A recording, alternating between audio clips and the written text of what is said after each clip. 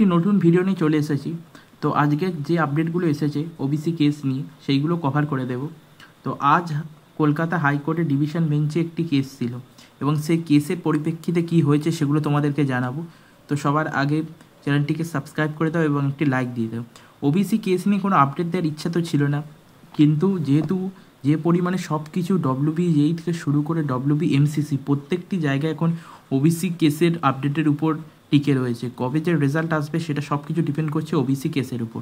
তাই তোমাদেরকে আজকের কী কোর্টে হলো সেটার সম্বন্ধে জানিয়ে দেবো এবং এখানে কি সুখবর রয়েছে কি দুঃখের খবর রয়েছে সেটিও জানাবো।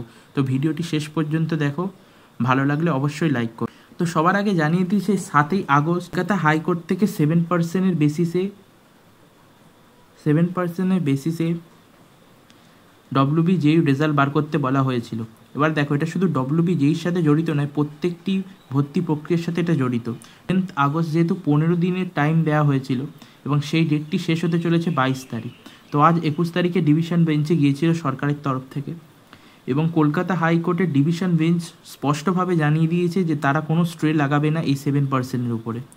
তার মানে হলো এটাই যে এখন রাজ্যকে 7% নিয়েই এগোতে হবে এবং ডিভিশন বেঞ্চ এটা বলতে চাইছে যে তারা আর কোনো ইন্টারফেয়ার করবে না, পুরোপুরি সুপ্রিম কোর্টে যাওয়ার নির্দেশ দিল রাজ্য সরকারকে।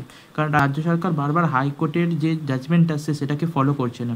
তাই তরফ থেকে ডিভিশন বেঞ্চের তরফ থেকে জানানো হলো যে তারা সুপ্রিম কোর্টে যাক এবং রাজ্য বলেছে যে তারা 17% ছাড়া তারা করতে একদম নারাজ।